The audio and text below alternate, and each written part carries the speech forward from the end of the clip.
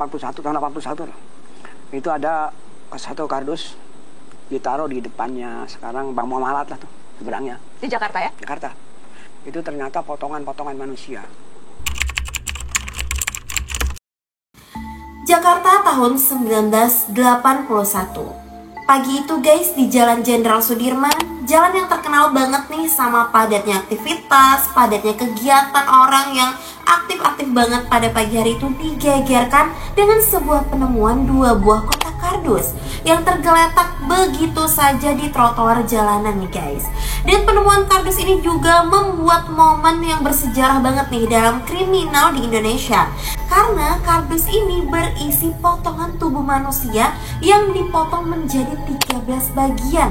Kalian bayangin tuh, bukan hanya dipotong menjadi 13 bagian, tapi ternyata tubuh manusia ini udah dicabik-cabik, isi perutnya udah keluar. Pokoknya menyeramkan banget nih guys. Dan yang masih menjadi pertanyaan sampai sekarang, udah selama ini kita masih belum berhasil mengetahui siapa sih korbannya ini dan siapa pelakunya ini guys.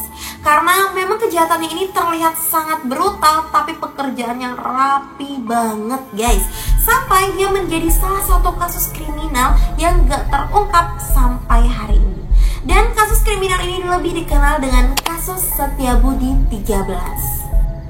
Lalu guys, kenapa sih kasus ini disebut dengan kasus Setiabudi 13 nih?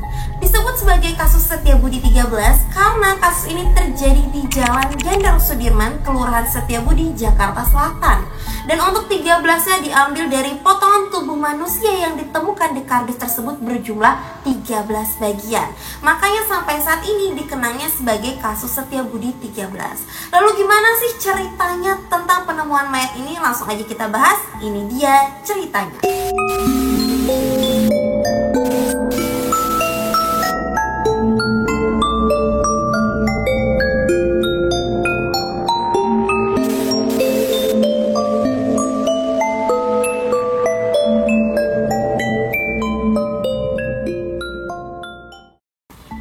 Kasus ini guys bermula pada tanggal 23 November tahun 1981.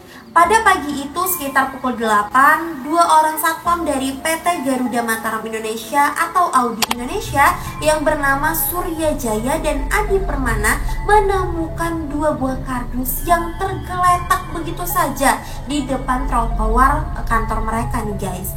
Awalnya 2 orang satpam ini nggak mengira kalau isi kardus ini adalah potongan tubuh manusia.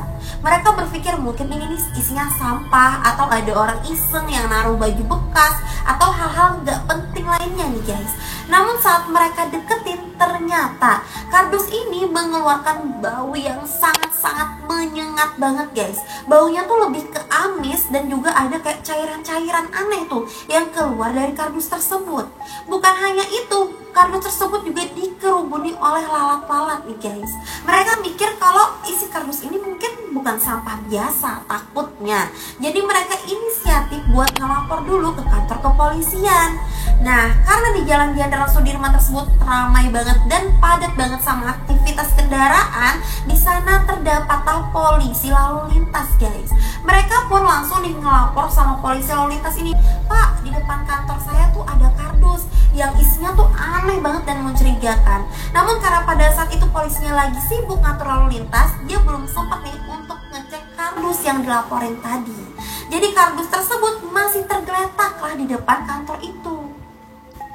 Nah, setelah itu guys, para satpam pun pulang lagi nih ke kantor mereka. Mereka balik ke pos mereka kan letaknya ada di dalam pagar. Sedangkan 2 kardus tersebut masih tergeletak nih di depan kantor mereka nih guys.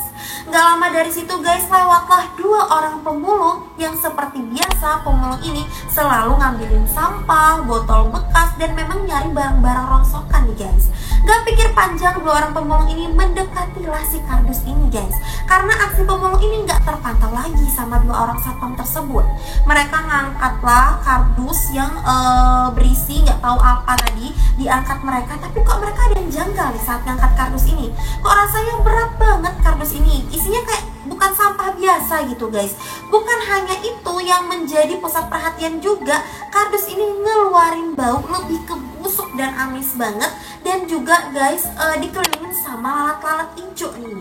Jadi pemulung ini pun pengen banget tahu isinya apa dan mereka buka ini 2 kardus ini guys. Akhirnya setelah mereka buka, mereka histeris banget guys, histeris banget sampai ngumpulin orang-orang yang ada di sekitar tempat kejadian, karena ternyata isi kardus ini adalah potongan tubuh manusia. Kardus pertama tadi berisi potongan tubuh manusia dan sebuah kepala, sedangkan kardus yang kedua ini guys berisi usus, ratusan daging, pokoknya organ-organ dalamnya udah tercabik-cabik guys. Dan setelah kejadian udah nggak kondusif lagi, orang udah semakin ramai, polisi datang lah pengen ngeliat ada apa sih ini rame-rame nih.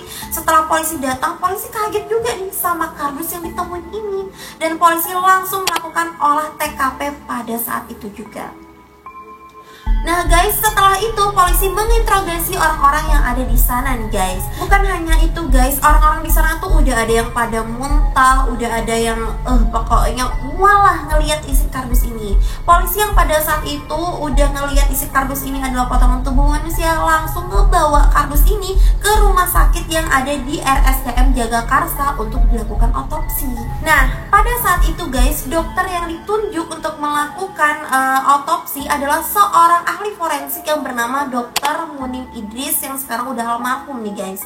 Buat kalian yang belum tahu siapa sih Dr. Munim Idris ini, Dr. Munim Idris adalah seorang ahli forensik legend yang udah berhasil banget mecahin kasus-kasus besar nih di Indonesia seperti kematian Munir, dan yang terakhir adalah dia sempat memeriksa mayat presiden pertama kita yaitu Insinyur Soekarno.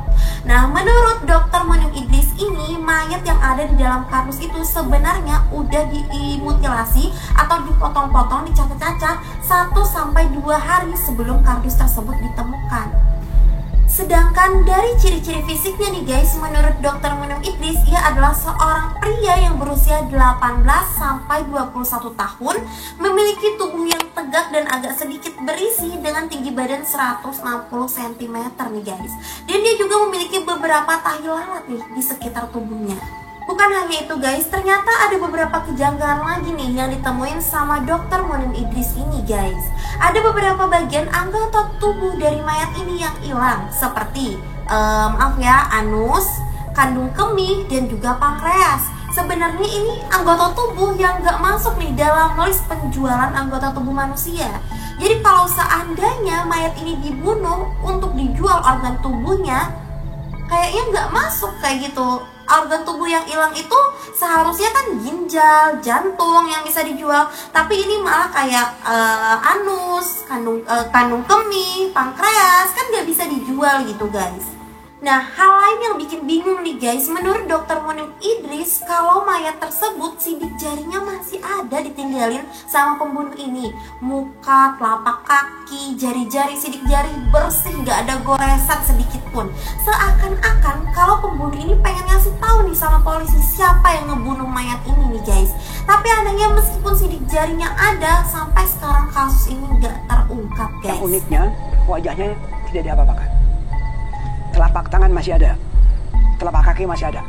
Selebihnya tuh jaringan seperti kambing guling lah. Yang lebih mengejutkan juga guys, menurut dokter forensik tersebut, kalau seandainya yang ngelakuin pemotongan mayat ini adalah orang yang gak biasa, pasti orang yang sudah ahli dalam bidangnya dan profesional. Karena guys, pemotongan mayat ini itu presisi banget, rapi banget, kayak simetris banget, kayak udah ahli dalam bidangnya, seperti dokter forensik mungkin, dokter bedah mungkin. Jadi bingung siapa sih sebenarnya pelakunya ini guys.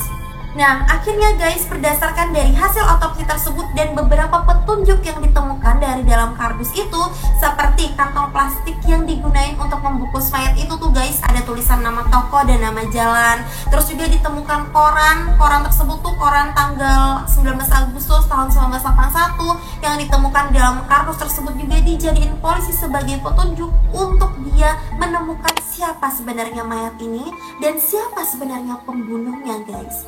Polisi langsung melakukan investigasi besar-besaran. Mereka buat sayembara nih di media cetak, terus juga di koran, di seluruh platform yang ada pada masa itu guys.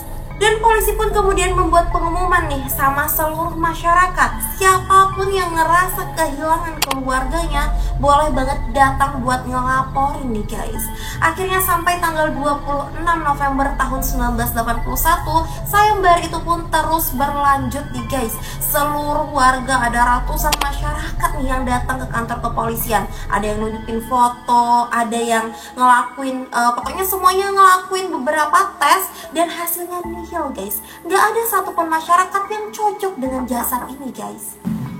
Setelah segala upaya dilakuin sama kepolisian nih guys, akhirnya polisi ngalamin kebuntuan dan gak nemuin hasil sama sekali nih guys. Meskipun pada saat itu pelakunya ini udah ninggalin petunjuk nih, udah ninggalin wajahnya, udah ninggalin sidik jari, tapi masih belum ketemu dan terungkap siapa pelakunya dan siapa identitas dari jasad ini guys. Karena pada tahun 1981 itu teknologi belum secanggih sekarang. Pokoknya tuh CCTV belum ada di mana-mana. Jadi tuh akses buat mengungkapnya ini masih sulit banget guys. Dr. Munib Idris juga menyatakan bahwa kasus Setiabudi ini adalah salah satu kasus yang tidak terlupakan seumur hidup dia. Karena pada saat dia mengotopsi mayat tersebut, seluruh pekerjaan dari pelaku itu sangat-sangat rapi dan simetris banget nih guys. Dan akhirnya guys, polisi memutuskan untuk menguburkan jasad ini di salah satu TPU yang ada di Jakarta nih guys. Nah guys, sebenarnya banyak banget orang yang berspekulasi dan berpendapat kalau kejadian Setiabudi 13 ini sebenarnya ditujukan untuk kepolisian yang ada di Indonesia.